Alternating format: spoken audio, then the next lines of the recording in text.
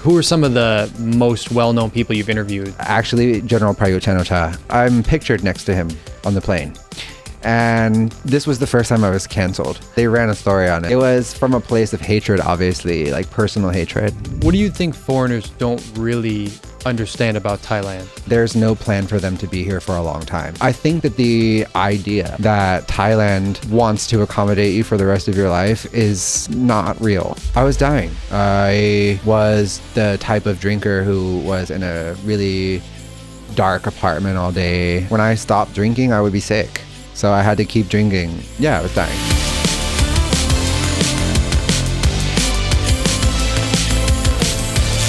What is up, guys, and welcome back to the One Night in Bangkok podcast. My name is Eric. I'm all the way from Boston, USA. I'm here with my favorite Bangkok podcast girl, Ern, and we're bringing you some of the best people, places, and stories from right here in Bangkok, Thailand. If you're new to the channel, if you're coming to Thailand this year, if you want to learn more about this amazing city, hit the subscribe button. Check us out on Apple and Spotify podcasts. Check out our Clips channel. And if you like what we're doing here, you want to support the channel, please feel free to buy us a coffee down below. Also, I want to let you know that we have recently created a brand new One Night in Bangkok community. It's on a platform called School, and we're getting everyone in there. We're having conversations about traveling in Thailand, what it's like living here. We're going to be planning events, and we're answering some of your questions. So if you want to be a part of that, it's free. You can join down below. Before, we had a Facebook group. If you joined the Facebook group, I'm sorry, but we're actually migrating everyone over to this new community. So it's just going to be a much better platform. So go check it out down at the link below, and we'll see you in there. Tonight, we have a guy that I've seen in my Instagram feed many, many times over the last several months. We've got Matt Hunt, writing by Matt. Thank you for coming, Matt. Hello. You were just saying that you never do interviews. No. I don't know why, because I think you're an interesting guy. Is that a question? Why do I never do interviews? Sure. I would say that I do interviews sometimes, like in the way of being on a screen, talking to other people about things that are not related to me. So I am interviewed about what's going on here, but I'm not interviewed about who I am or what I do. So I would say that it's a lot of what I do is very public, but actually I have a full private life that I don't really talk about that much. Yeah.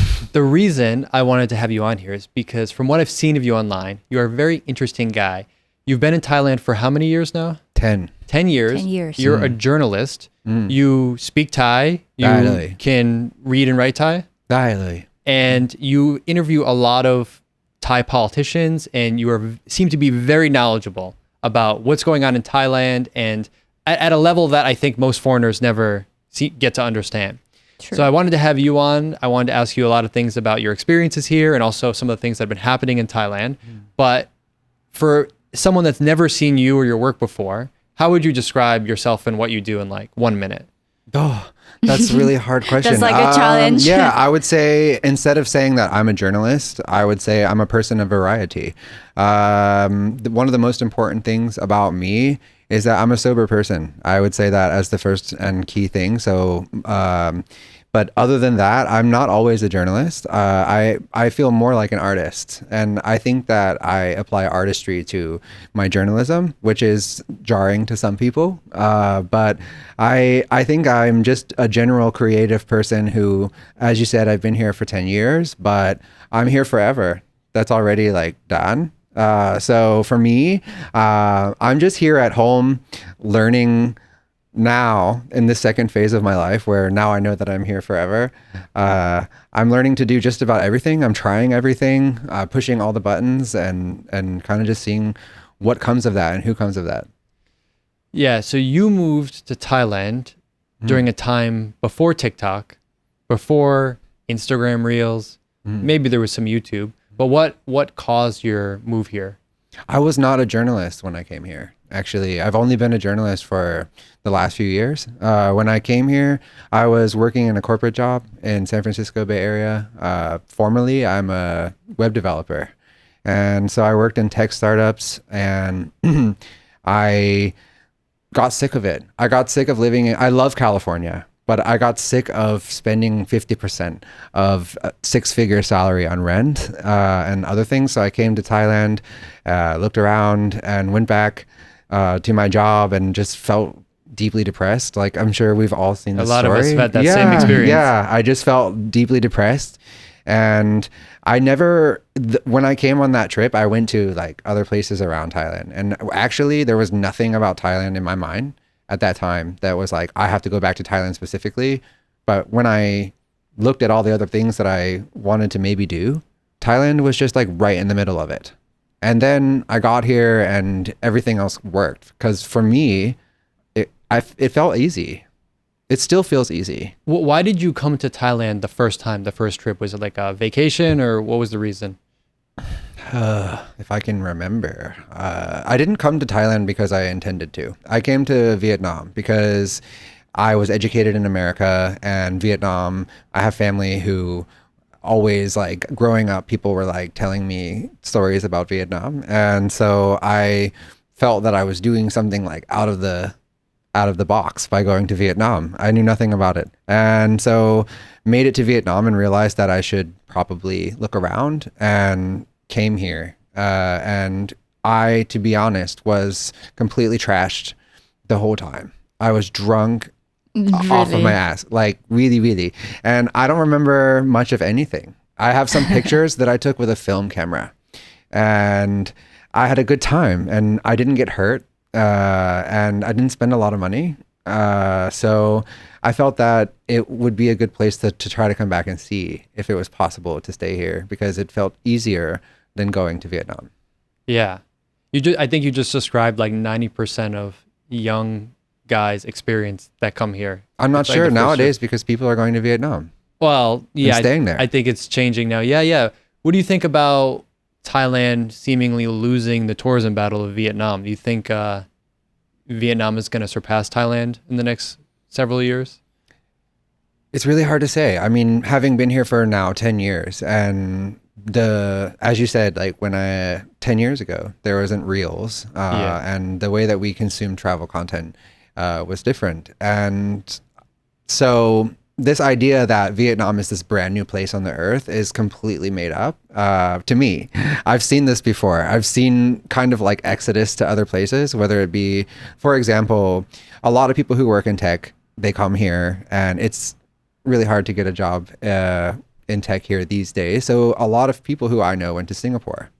And I think that Thailand has always been kind of a washing machine in this way of people that come here and don't stay for whatever reason. I could go on about why, but I don't think that there is necessarily like a competition that will be won here. I think Thailand will probably come back around to a more prosperous time than we're at right now, and then people will come back. Yeah, for sure. Yeah, I think things tend to move in cycles. And it's hard to compare the two countries. The people are very different.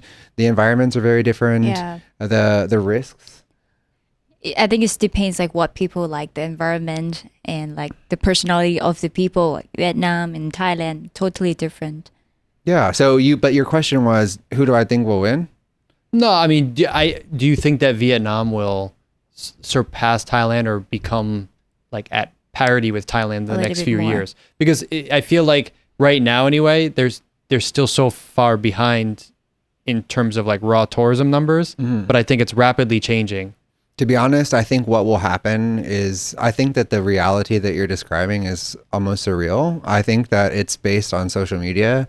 Okay. That's what it sounds like. That's fair. And I think that it's going to be like what's driving that is going to bottom out, just like it has here, where you have like this algorithm, like feed or feast algorithm, where for a while, for whatever reason that we may never know, these social media companies are serving this content from Thailand like constantly. And then at some point, I don't think it's that influencers got less interested. I think that their content stopped being shown. And for some reason that shifted, but that doesn't mean that life changed for me. So I think that what we're experiencing right now is kind of the idea of what reality is. I think that in terms of like the raw numbers, yeah, tourism is down, but we're not talking about tourists. We're talking about people who go and stay. Yeah, that's right? true. There is a difference. I'm thinking of things like when the government proposes these changes to the tax laws or potential visa changes or banking regulations that make it harder for foreigners to open and maintain a bank account. If I was someone thinking like, I want to move to Southeast Asia and these are the things I would see in the headline, I would probably consider someplace else other than Thailand, because I would just think, oh, it's so hard to be there, you know, as an outsider looking in. But I think you're right. I think the algorithm has a lot to do with it. And what's interesting about when you came here, and even when I came here, is the algorithm was much less of a thing then. Definitely when you came. I mean, I don't even know what you saw about Thailand. 10 years was not that long ago. I mean, in the internet sense, it was, because It changed so I mean, fast. no TikTok, no Instagram Reels, some YouTube. So did you see anything online about Thailand before you came, or did you just show up? I just showed up and I knew nothing about Thailand. And that is exactly what I would not recommend these days. But at that time, there was less of an expectation that I should know. Right. Whereas now there's this whole idea that you should have your whole entire life planned before you go on a vacation for like a week, and then it gets all kind of like messed up. And so I think that there was a better time, and the way that we used to consume, for example, like travel guides, I think we would go and like, I don't know about everyone, but we can go pick up a book and read about a place and see about it and then decide if we want to go there or not. But nowadays, people are subscribing to the life of a completely random person that they Like don't this know. channel. Yes. Yes. People are subscribing though to not about subscribing to the channel. I don't think there's anything wrong with subscribing to the channel or enjoying entertaining content from people or whatever. But when you ingest that content and take it at face value, and you plan your life around going to a place that you've never been based on some 20-second reels that people are making at the grocery store, that's really strange. And I don't think that it leads to more fruitful experiences. So I think that me coming here unprepared and unknowing could be obnoxious when you see that nowadays still. I mean, there's people that show up and they disrespect, they disrespect certain things, or they just don't know. So I think that it's okay to like do some research still, but I think that it's been taken to the point where I would have preferred to go back, where people just go and enjoy themselves, that it doesn't have to be so planned. Yeah, I've noticed this weird phenomena over the last few years since COVID, where people will move here they'll decide to move here without ever actually visiting here. And they think they know, oh, I want to live in this place, and I'm going to do this, and this is what my life is going to be like. And they've never been here. Mm-hmm. Yeah, it's insane. Yeah. And they wouldn't do it under most other circumstances. Like, for example, and this is my opinion, everything I say is my opinion, but if you look at another country, like I'm going to use the United States because it's very big and there's a lot of different states. But like, even when someone's going to say move from one state to another state, they would go there usually, even like across the country. Yeah. But they're willing to just like go to some influencer's area in a completely different part of the world. And that I really, really don't understand it. And I am regularly, I guess you could say, like curious about the development of the information ecosystem around this. But for me, I think it's dire. The part that bothers me about the influencer effect on travel and tourism is the lack of nuance, because especially a place like Thailand, some things get boiled down to a very simple statement, when really I think being here so long, cultural topics here can be quite complex and difficult to understand in just like a 30-second TikTok. Mm-hmm. And I think it does people a real disservice when they watch someone's TikTok or Instagram reel or whatever, and they think like, oh, okay, it's like this. But I want to be, okay, sorry to interrupt you, but I think we should be fair to the creators too, a bit. At the end of the day, journalists are creators. They are content creators. And so I understand that what you intend to do to grow your living, like grow your financial status or have a more comfortable life, is that you are making content. I don't think there's anything wrong with that. And you need to make content that people subscribe to, that people want to listen to.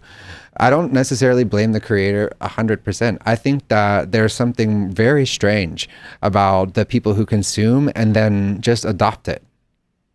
Sure. they just take it all. It's like they've never been scammed, or they've never, maybe they've never met an influencer, or they don't see as much into that aspect of it. And that's one of the benefits of being a journalist, is that I have been able to have great conversations with influencers about finance, about the truth, you could say. And I think there's a really gray line between reality and lying, and then there's somewhere in between where people can be ethical, and that it becomes the user's prerogative to decide what are they going to do with their life.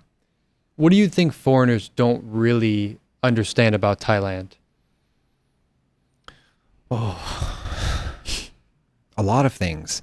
I think in terms of something that foreigners don't understand that maybe they should, is that there's no plan for them to be here for a long time. So you see a lot of information online about new visas, like DTV visa, LTR visa, different types of visas, many. And even if you get a visa that's like, you need $1 million and all these things, and then they give you a 10-year visa, you still don't qualify for permanent residence or citizenship. And also, every one of those 10 years, you'll have to go and get an extension, and you'll have to do all of this really intense bureaucracy. So I think that the idea that Thailand wants to accommodate you for the rest of your life is not real. And there's a lot of people who have kind of dissected this subject economically, but also in terms of like legislation and history. I mean, Thailand is very, I don't mean this disrespectfully, but it's very nationalist. And there is like, even when you have politicians, for example, my realm, who run for public office, and they come from a certain place or something, other Thai people will be like, he's Chinese. Like, you know, I mean, this nationalism thing comes out all the time. And so I think that expecting that you're going to come to Thailand and be accepted is insane, because you won't. You really have to make your own version of acceptance, I think, in order to be happy. You can be here long term, but you have to know that it's all kind of being treated as temporary by the entire structure around you. And there's ways around it, but there's only very few people who can make that path. Yeah, I think sometimes if I talk to Ern about this kind of topic, like visa stuff or whatever, I think many Thai people don't even know what it's like for foreigners. We don't even know, and we don't really care, because it's not, Right. it's not affect to our life. Yeah, but also because I work in the restaurant, but also there's many foreigners that like they come and they talk about the visa and explain, oh, this is so good. And I was like, oh yeah, but you need to go there like every year to extend it, you know, still have some process, so you're not really like completely fine. Like you just still need to have the process. And the other thing about that I feel is like very important, it's like exactly kind of what she's saying, but extended, is that there's no merit here. Like, for example, you have a job for a few years or whatever, and you're working towards building up your body of work that you would hope would be recognized, or would, when you go and see an immigration officer, they would see your work and be like, okay, like we're gonna like let him stay. They don't care. They care how much you paid, really, at the end of the day, and how much you've paid in tax, how much you have in your bank account. That all supersedes the amount of time you've been here. There's people who stay here for like 20. I was reading a story recently about a man who had been working at a university for like 25 years. And then he got old, which is an issue in Thailand. If you like, ageism is really seriously real here. Yes. And he aged out of his university job, and he was, he was getting just annual extensions. So once he didn't have the job anymore, he had to leave, and the university wasn't supporting him at all.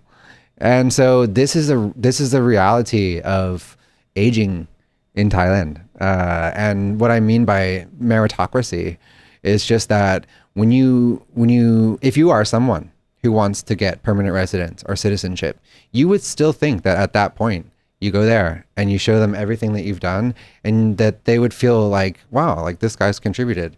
They don't give a fuck. They really don't. You just have to know that the feedback that you get from authorities here when you ask them to stay longer has nothing to do with the quality of your work. That like you have to create that for yourself, and you have to know that what you're dealing with is a system that's designed to make sure that you leave. Yeah. I'm sure you have, or maybe you haven't, but I have seen foreigners move to Thailand. Maybe they're underprepared. Maybe when they get here, they just go wild and they have problems with like alcohol or drugs. Can you share any of your experience with something like that? In what way? Like, have you had friends or have you known people that have come here? Maybe they didn't have a job lined up and they burned through their savings, or they came here and they just partied 6 nights a week and, you know, we're just hungover on the 7th day. I think Thailand has a reputation for like chewing up foreigners, especially Westerners, and spitting them back out. And I've seen people like this, and that's one of the reasons that I don't drink here. And even if people think I go out a lot, I don't drink, I don't do drugs. I have a hard stance on that. So I'm not sure if you've known anyone that's kind of had this situation. I think that there's two ways that there's two answers here. One, it was me. I'm an alcoholic. You know that. And I was the guy that came here and was trashed for years. And a lot of people don't know that because I was never the person that became known in the bar or whatever. But I didn't have a job. I burned through money. I mean, I did all of the things that you just described, and I was able to get out of that, thankfully. However, for other people, yeah, of course, I think that the things that I've observed, having now that I'm in recovery, and I've talked to a lot of people who come here and have this issue. It's really easy to isolate yourself here. And so you're in a different country. Most likely you don't come here speaking Thai already. And also there's the reality that I haven't been to the bars in a while, but back in the day, my days, you could go there and get trashed for like, a couple $100 baht. Yeah, but so nowadays, easy. I think that's not nowadays, I don't think that's the case. I think it would be a lot more expensive to do that now, just considering the general cost of living being higher. But for people who come here and already have these pre-existing issues, I would say fix your shit before you come, because there's a couple of things. And I would love to hear your perspective on this. But my feeling is that Thai society really doesn't understand addiction. And so it's quite difficult to receive empathy from people who don't really talk openly about this like we are now. And so I think that for someone who comes here and is suffering, they would have a hard time going to like, where would you go? Yeah. To tell someone that you're, I don't know, you tell me. Yeah. I also have no idea, but I think some of the foreigner thoughts that when they retire and then they want to come to Thailand, I think they hopefully to have a better life, but then I see like they just end up like maybe the same as they did in their country. They just hope that once they change the country, then everything changed. But no, it's just about the person, the people. It doesn't mean that Thailand is a destination that once you come here and then you will get a better life, like a magic. It's not. It depends where you go as well. But if you were struggling with addiction, for example, as a Thai person, what would you do? Addiction. I don't remember, but there's a temple not far from Bangkok where can help you with the addiction. You're talking about drugs. the vomit temple? I don't remember what it's I've called. never heard of this. Oh yeah.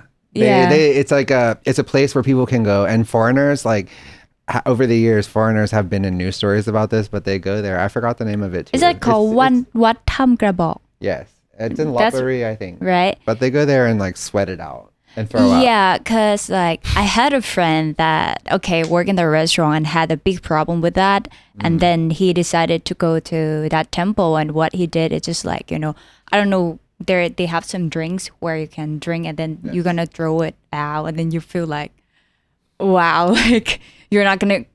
But he totally changed. I never thought that he really gonna change, but he changed just because of that place. What But I mean, to your question, are most people going to make it there? No, I don't think so. No. I don't, and I also don't think that if you come here and you're getting like super trashed and you get in trouble, that what I said before about this being a place that's not really designed to keep you long term, go ahead and be wasted and have some altercation with the police and see how quickly that comes to light. Yeah. Yeah. What helped you turn things around?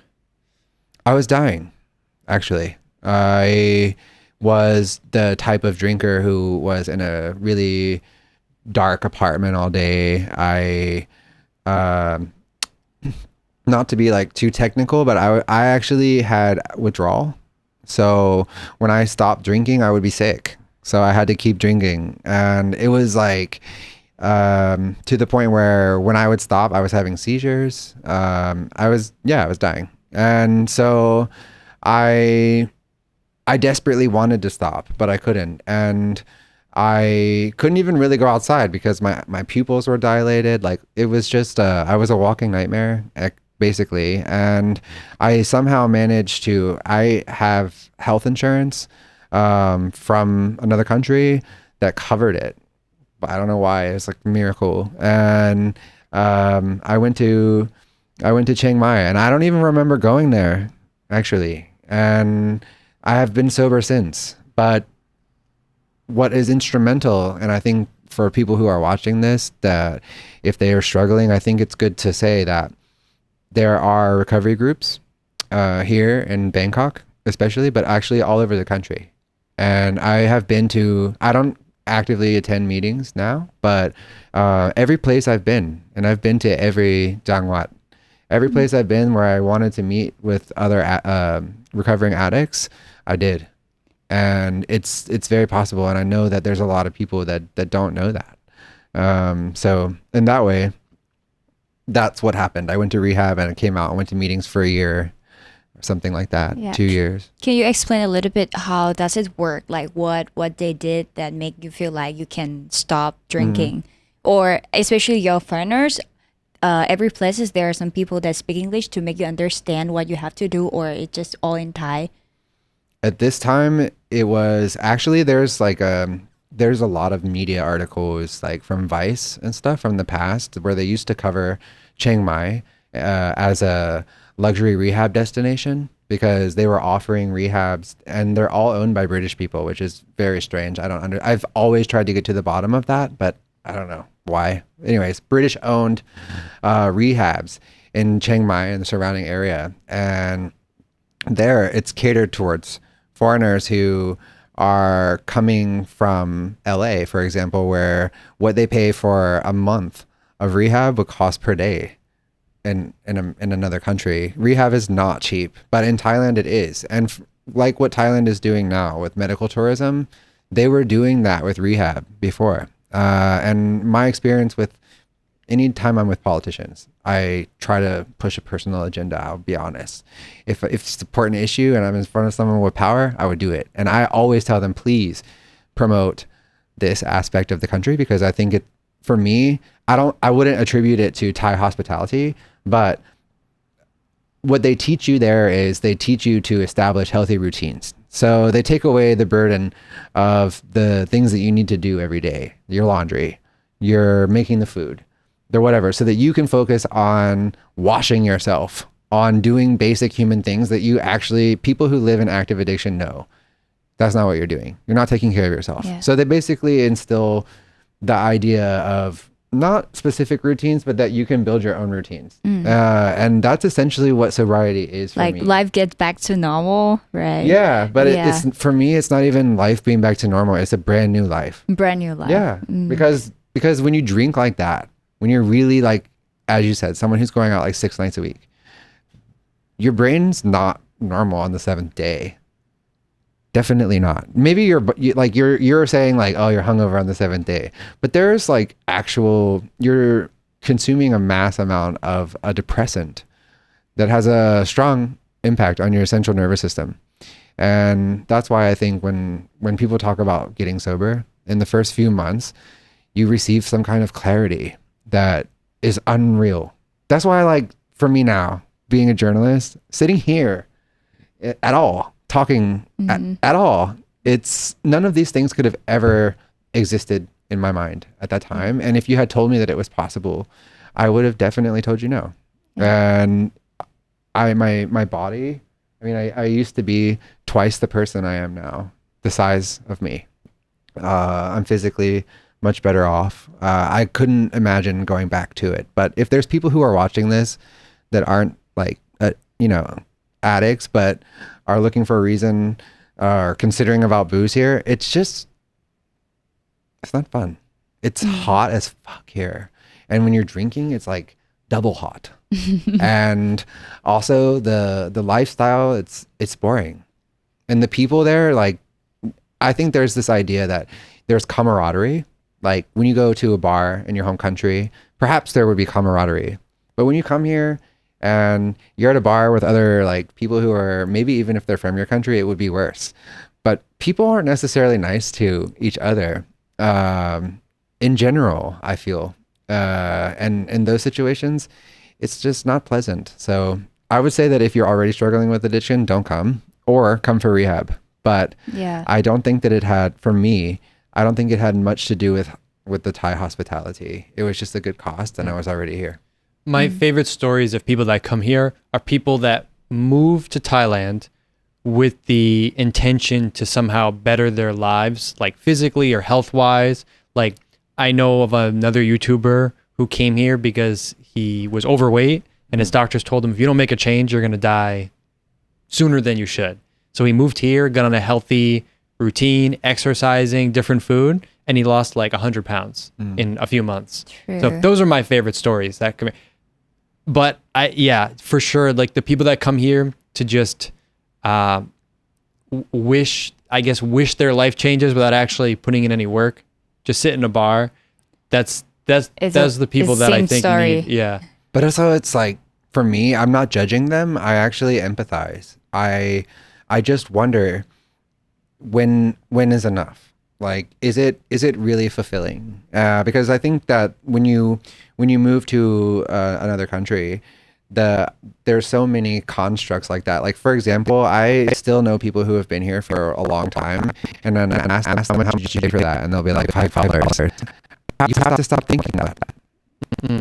You have to stop converting currencies and thinking, because your mind is still where you came from. If that's where you are, and if what you're thinking about doing is living that lifestyle every day, maybe it would be okay if what you do is change the mentality that you have from being a long-term resident to just being a tourist.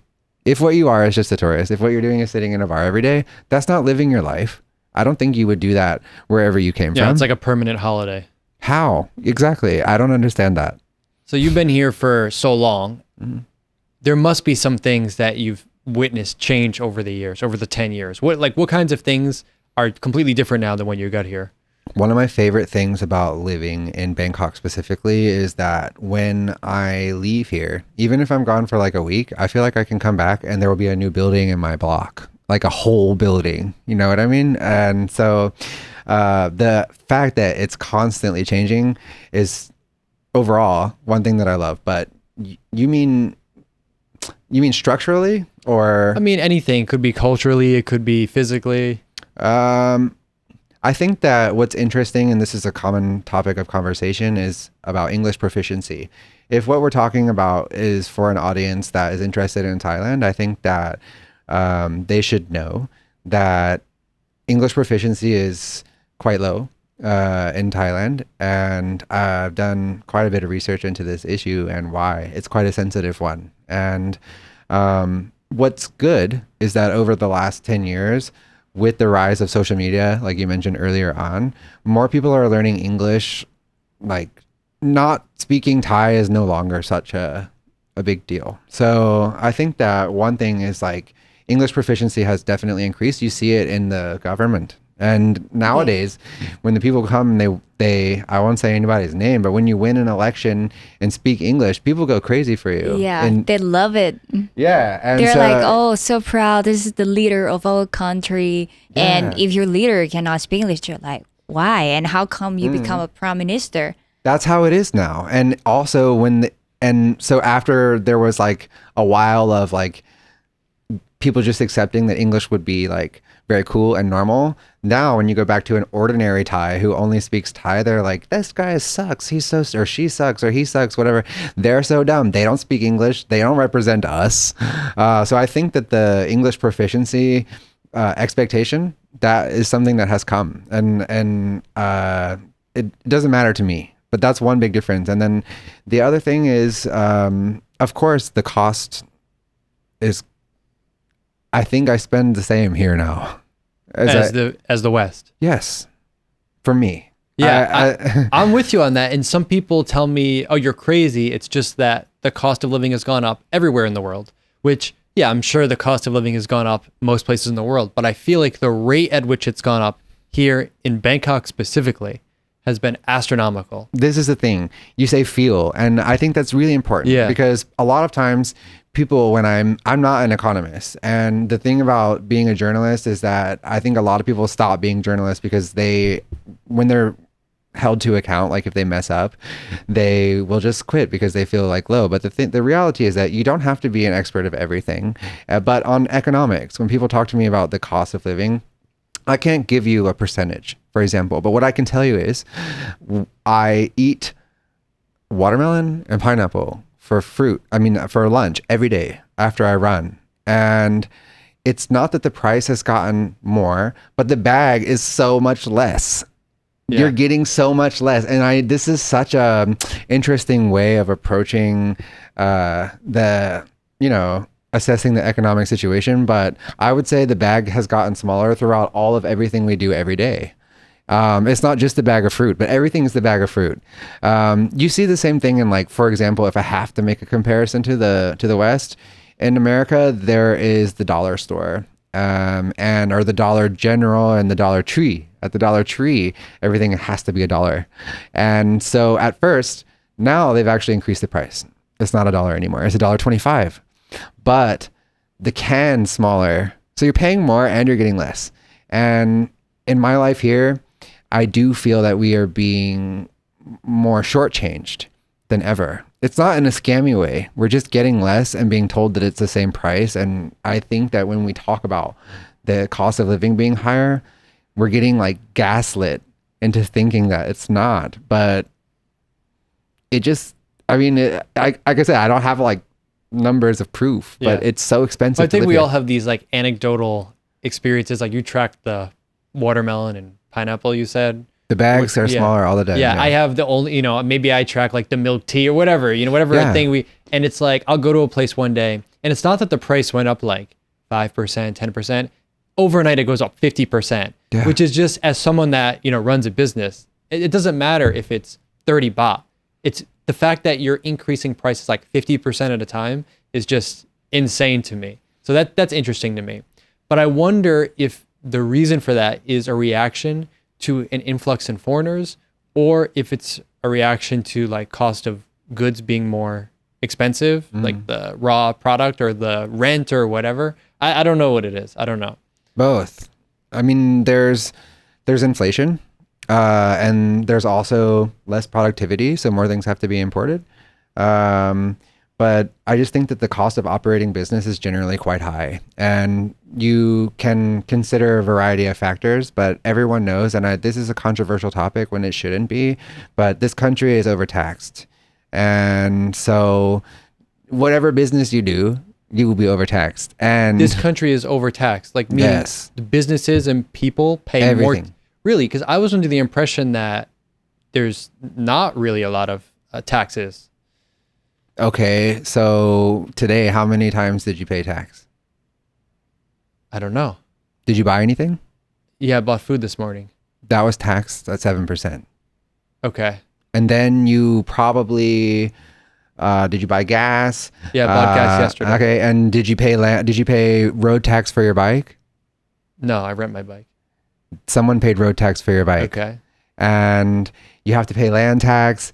You have to pay assets But tax. is this the same in the West or no? Like where we come from, would this be the same or is there some difference? I don't remember because it wasn't like not an issue. Yeah. Like I've been here so long, so it's hard for me to compare. But what I know from doing my work, one of the things that I love about my work is the discussion that happens around it. And when I post about taxes, when I first started talking about taxes, I was sure that it would be boring. And then people started like threatening my life. And Really? Yeah, Why? because I say things like this, because I say that we're overtaxed. And what's true is that there is a large population in the country that is outside of the city. And most of the country are farmers and they don't make enough money to qualify to pay income tax, right? Yeah. So I want to ask you about this because the reason I questioned like, oh, are we really overtaxed here?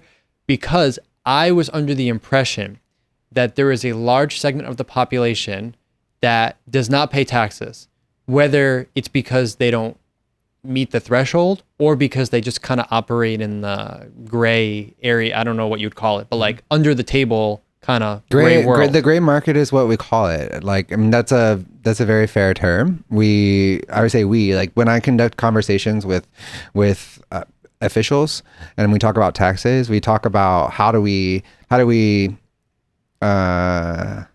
equalize the taxation system? And one of the primary suggestions is to expand the tax system to currently gray areas like creative like freelancers who make below the threshold. But what I mean by being overtaxed is you have generations of Thai people who have to come to Bangkok and make just enough money because they live in the city and the salary expectation is a little bit higher, but they have to send that money home as well, a lot of them. But because they are middle class at the point that they're living in the city, they get income tax, but they also have to pay tax on every single transaction that they make. And they also have to pay tax on like I said, land tax, road tax. There's so many different types of taxes. And for the middle income earners, that is where it hits the hardest, because they also feel that they don't receive fairly. So for example, I know that this is a controversial issue, but the 20 baht electric train, we probably don't agree on this. Can you explain for people that don't know what's going on? Can you explain what that is? So basically this is one of many subsidies that I've seen over years, but the SkyTrain in Bangkok is privately owned. And so the contract and all of the pricing of the SkyTrain is a whole different thing. But what's happening right now is the government has approved a subsidy to pay for the difference in the fare for Thai people from 20 baht to whatever it would have been to a private corporation.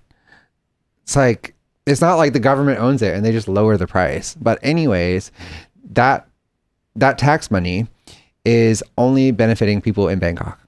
Because they're the only people that can take the train. So all of the people around the rest of the country who are angry about this, they feel that they're paying taxes, but they're not receiving anything. Just for Bangkok people. Exactly. But Bangkok people feel that they're overtaxed. Of and course. that's why it's a controversial issue. And then if you want like a third element that's more relatable to your audience, it's that foreigners who live here and pay taxes don't get access to it. And having a take on that issue will get you screamed at anywhere online, because there's definitely a group of foreigners who think that why would you use a welfare? They think of it as welfare, but it's not, because you're paying so much in income tax. I think that you should receive it as well. But these types of issues of how the government spends on subsidies, is always a hot topic, and it's always unfair because most of the people who pay tax are living in Bangkok. Yeah.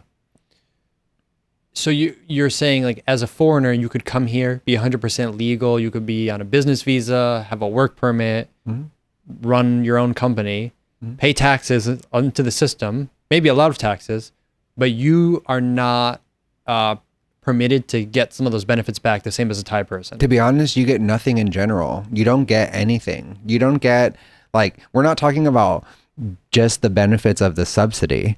It's not just about the 20-baht electric train. You don't even get to stay. You have to go back in 11 months and pay them again and beg them, please, like, give me a stamp. Like, you just pay and you get the opportunity to keep paying and ask to stay for longer. for another year. But I know, see, I can relate to your mindset on this so much, because when you're here for a while, it just wears on you. yeah. And, you know, I don't want to discourage, I don't want to be so negative and be like, oh, don't come here. It's such, you know, it's not that, because I think we come here because we love this place. We love a lot of things about this place, which is why we wish it was just a little bit more easy, efficient, I don't know, welcoming to be able to stay long term. This is the reason why I intended to not use the word welcoming in this part of the conversation, because I think the stereotype that we are sold, that Thailand and Thai people are welcoming, is very true.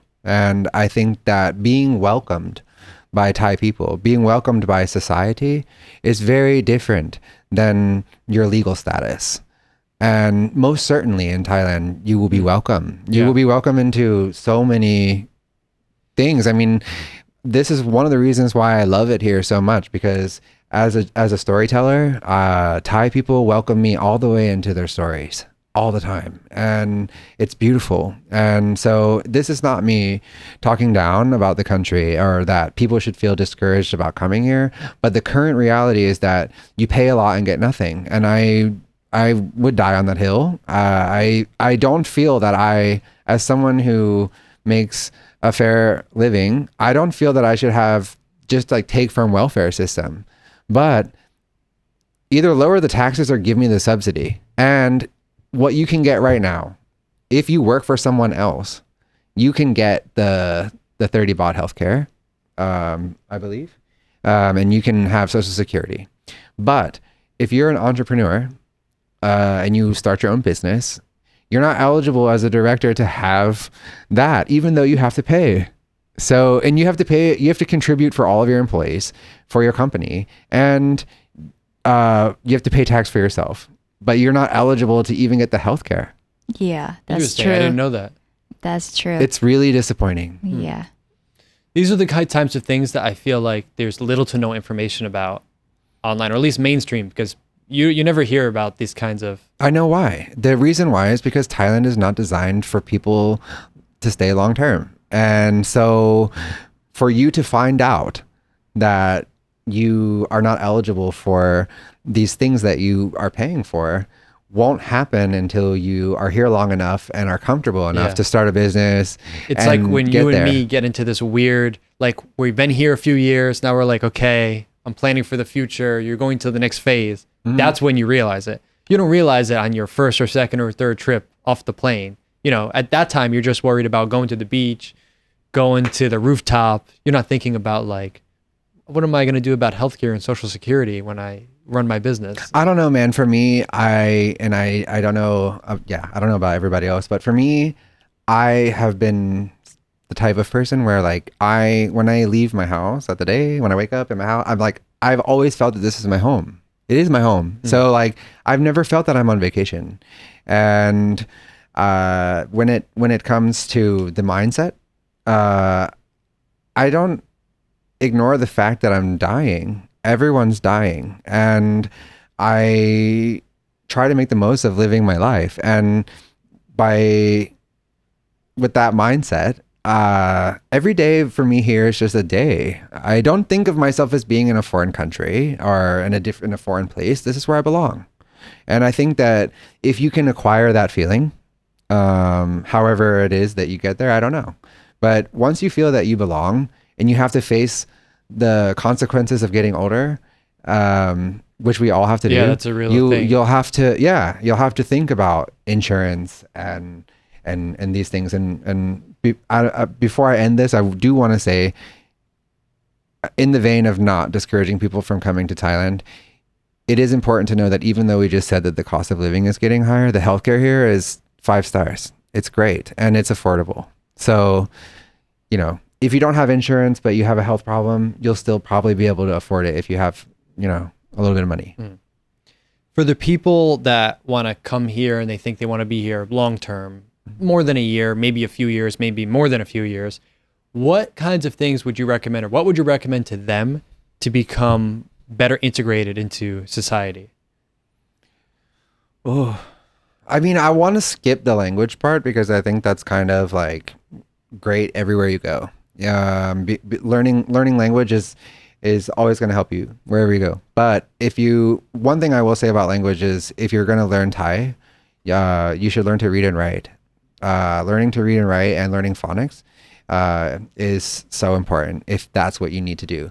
But other than that, I think that you have to get kind of like what we were saying before. You have to close the social media thing for a while, maybe even close the guidebook or whatever, and just go outside. Like really, like go around and don't try to like to plan too much, but like go around and see how other people live. Because what I have found is that there's a lot of people that live. I even know people who've lived here for like 20 years, and I'm not trying to like speak it poorly of anyone, but I'm disappointed when I find out that they haven't seen how most people live in this country. And how most people live in this country is not really what you see on social media. And actually, it's not me saying that it's all bad. It's beautiful. There's so much here. Like recently I was in Lille and I was there doing a lot of different things.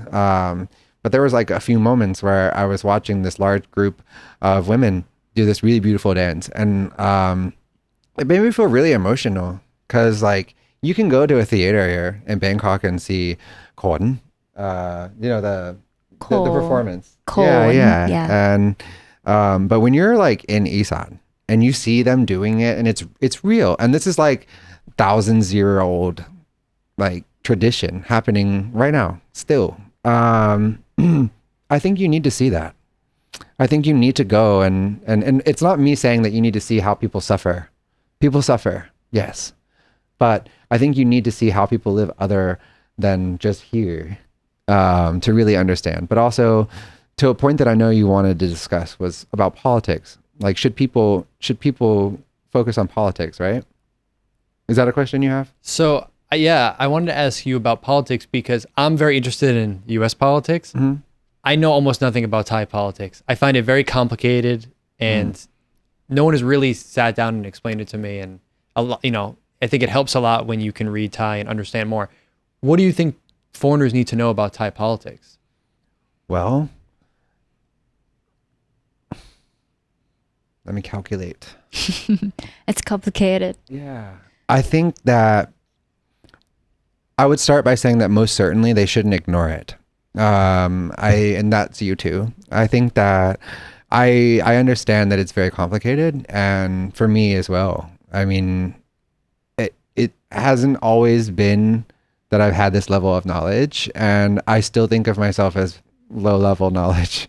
But I think it's important that whether you're a tourist or someone who is hoping that you will have a place to stay long term, that you should know that there's a coup every 10 years, that the military is still deeply ingrained in Thai politics. I think at the highest level, that's one thing to keep in mind.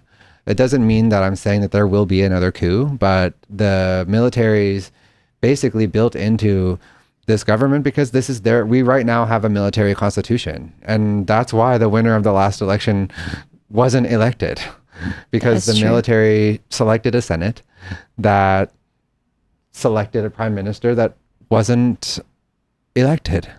And that is very complicated. And do you need to understand that as a tourist? No. But what you should know is that the history shows very clearly that there's usually a coup like once a decade, and that the political situation can affect you. Like they can, I don't know about you, but have you ever been watching something and they're just like, nope, like this broadcast has been interrupted? Or you mean whatever. On Thai TV? Yeah. Yeah. So I don't watch. It happened during like Kun Prayut, right? Yeah. And then he just like control everything, like the TV program, what you can watch, what you cannot. And Thai people, like, we acknowledge it, but we really cannot get involved with that. We can just like sit down and see what's going on, but we really cannot do anything. What kinds of things would be interrupted on TV? It still happens, and it's random. Like, usually by the time you know about it, it's because of something that people in mass would want to be watching, like a sporting event. And perhaps there will be some racy ad or something that may be seen as undermining the monarchy in some way that maybe it's not. Yeah, or anything negative that will affect to the prime minister during that time. Yeah. They're just like, no, you need to, you can watch just only what we allow you to watch. And or there's also sometimes like news programs that go off the rails, Yeah. and and this is the other thing that's very important to understand about politics in Thailand. It's not entirely separate, but Thailand monopolies are a big thing here. I mean, the country's almost one monopoly. There's only a couple at this point. They're just slowly sucking each other up, and the monopolies, because of the way that they're set up, are hand in hand with the political situation. So the reason I'm saying that is because these telecommunications companies like True or whoever, they are taking orders from politicians. And that's true. And so when they're showing something and the politician calls to turn it off, they do. And people get outraged about it. yeah. At least once a year, I notice it. But I haven't personally been outraged by it. During that time, I think like a lot of Thai people, like if there's something not right, we just like, oh, why the TV program is showing like this? Like it's not true, but we cannot do anything. You know? Right. And then people do get upset because they sometimes, as I said, it's normally like there's rage around the ones where like people have to pay a certain amount of money to watch a pay-per-view event, and then they censor it. And they censor it for way too long, and they can get a refund for it. And it's political, and it's not only political, but it's corrupt. There's corruption, politics, monopoly. It's all there. But I think it's important for people to at least have a baseline understanding that the political situation here is unstable. Always. It's never, even when it seems like sabai or whatever. I would like for, maybe you would know. I think it's like a roller coaster because for Thai people, like when they have the election and then we voted and then we feel like, okay, this is going to be that person. And then it just switched like 3 seconds before they can announce like who going to be like, you know, the leader, the prime minister. And then we're like, for me as a teenager and my early 20s, I feel like I thought that I got the hope to see a better future, you know, a better change. But then the government or something like this, it just make me like, I feel like I don't want to keep understanding or get involved with the politics or economy or the government anymore. Because we feel like once we're trying to understand, but then you're just trying to, corruption, make it complicated. And we feel like when it's gonna be a real good one, or like what is the truth? Yeah. Well, also, and we don't know like what's the truth. And for people who are watching that may want to come to Thailand or whatever, how does politics affect them? All of that said, on the general level, and you should know this by now, I'm sure, that politics has a big impact on the immigration policies. So like DTV visa or any type of, there's so many visa schemes that have come and gone, and these things are about money, they're about politics, and it all depends on who's in charge, Yeah. You've had the opportunity to interview a lot of notable people. For people that are watching now that have never seen you before, like who are some of the most well-known people you've interviewed, some of the most significant? Kun Pitha. For her, yeah. For Pita. me, I think for like young people, we love like Kun Pitha. Explain who that is. I don't know. It's just like the not long ago that we had the election, and then we feel like for most of Thai young people, we love the way he think, we love the way he can speak English, right? We love that the idea how to make the country better. It's feel like new generation can get involved with that. It feels like we can talk more. It feels like we can be open mind and talk what we really want to have in the future. While like in the past, okay, maybe we can get involved, but very little.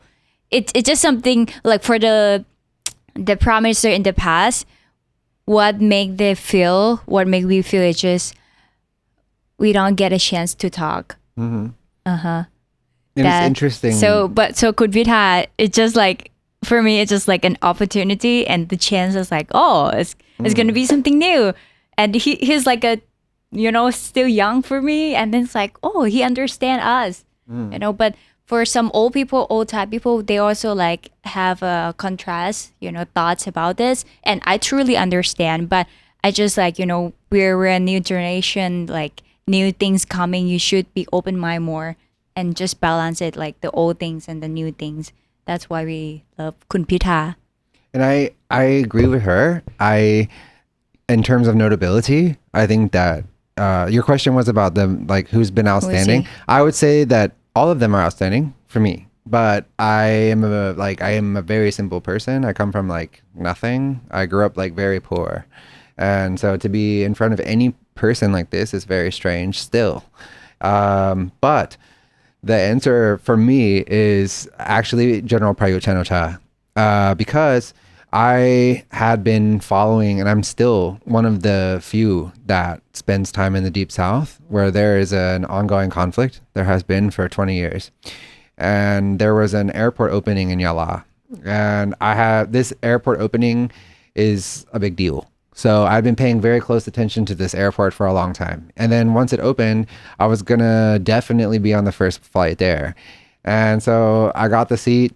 And then a day before the flight, they called me and told me the prime minister was going to be on the flight. And should I change the seat? And they actually asked me, do you want to change the seat? Why did they call you? I have no idea. Who called you? The airline? Yeah, the airline. Knock Air called you. Hey, just so you know, they were just being like courteous and saying like we would like you to change your seat, and I was like no. And actually at that time I was not that much of a journalist, but I was becoming. But the point was like, why was that notable?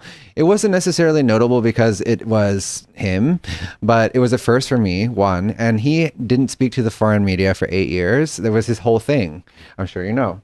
And not only did he not speak to the foreign media, sometimes he put like a cardboard cutout of himself in front of the press. Yeah. With like a recording. I mean, he was really not into the media. And so anyways, I was on that flight, and I was how to say this without people who are looking for me saying this. I've never addressed this again, but I'm pictured next to him on the plane. And this was the first time I was canceled.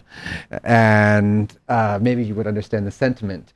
People didn't like him and at that time. And the words that I used to describe what was happening in that picture was perhaps a little bit miscalculated, but really it was blown out of proportion. And that is what created what I have now. And at that time, looking back on it, like I actually was being bullied and nonsense like so badly that I almost stopped. But what's interesting is that I've gone on to work with 5 prime ministers. Well, 4 and 1 almost prime minister. And I'm so glad I didn't stop. But I would say that in terms of like notable people, definitely General Prayut Chan-o-cha, because there's journalists who have talked to Pita, to Pei Tong Tan, Seta. But I'm probably the only one that has been with the general. So for me, that was notable. Yeah. I had no idea about that. You can find it. I mean, unfortunately, I do not believe that I should be suing people for defamation or whatever, but there are some media around the town who, sorry to be like this, but I mean, karma is karma. They're shut down now. But they ran a story on it, and it was from a place of hatred, obviously, like personal hatred. It was a really personal attack on me, but it's still there, and I'm not ashamed of it at all. I think that when you see me in front of notable people a lot of times say like, you should say this, you should call that guy a jerk, you should demand this, or you should do what they want. And I think that like, I understand that, but what I feel is that most people, if you were to be sitting in front of someone like that right now, couldn't speak. It's not easy. And so you can't always plan what you would say or what you would do.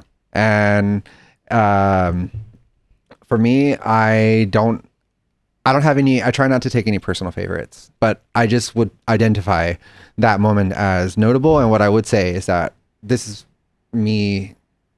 I think I'm unique on this, which is a lot of professors and fellow journalists, whatever, they would say like, you have to have this like relationship with people where you don't get too close to them. You just treat them as a subject, as a politician. That's not me. I fully reject that. I become friends with all of them.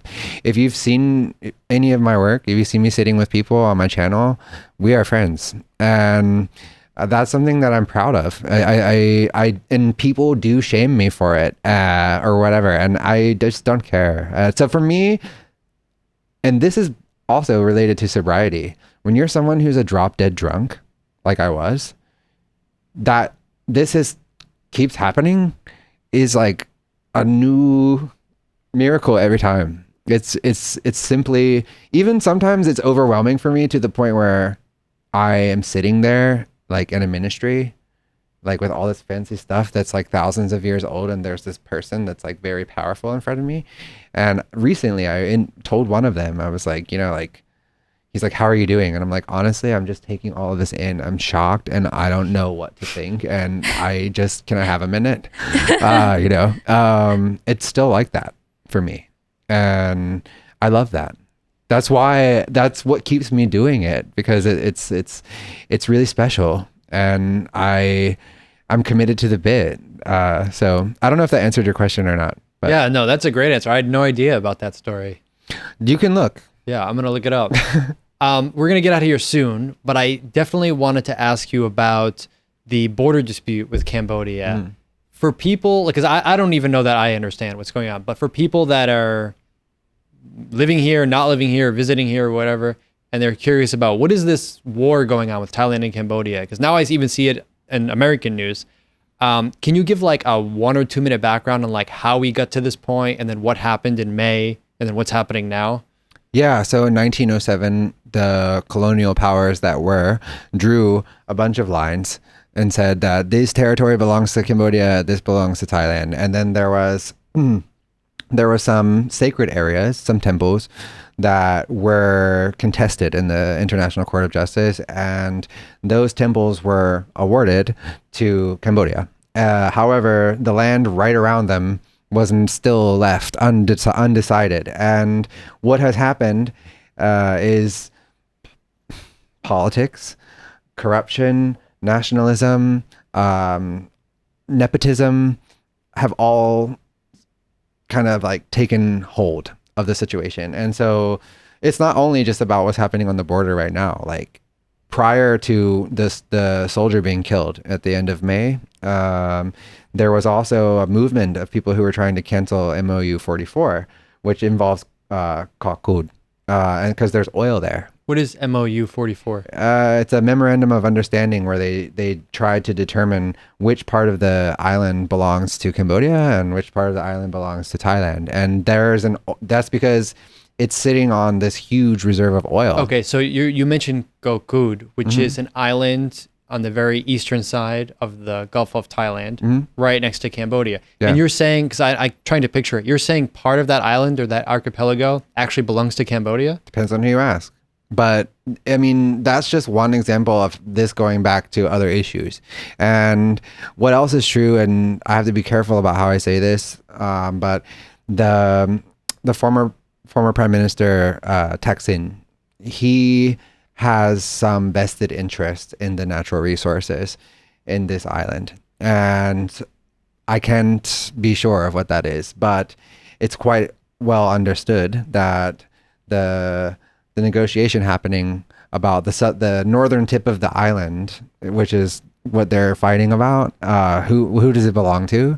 That's one thing that's been going on for a very long time. But to get to now, what's happening now is, in my opinion, it's an info war. I mean, there was a soldier that died in May. What happened in May exactly?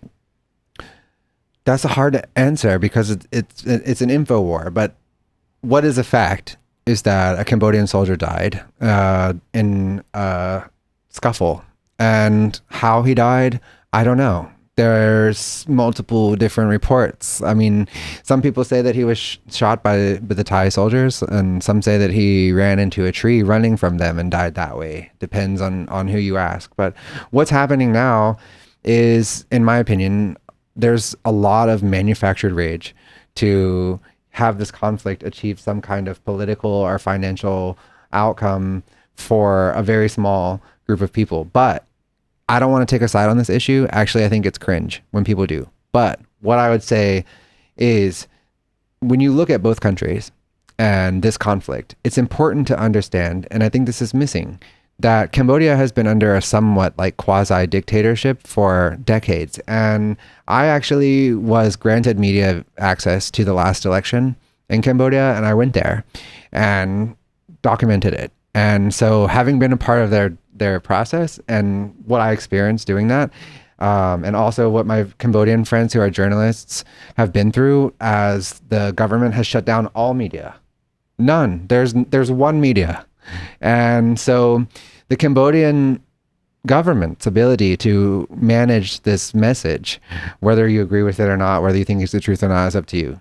But is much more strong than here in Thailand, where a lot of people wonder, do we have freedom of speech? If you compare the two, the media in Thailand is out of control. I mean, they can do and say anything, and they do. And so it's important to know that when you're deciding like what happened here and there, that each country is living in a different media landscape. And that media landscape is a major part of this current conflict, because there's a lot of fake information, and there seems to be a lot of misunderstanding about the history related to Cambodia and the current leadership of Cambodia, and why they're able to conduct it's information warfare. What's the current status? We're recording this towards the beginning of August. Mm-hmm.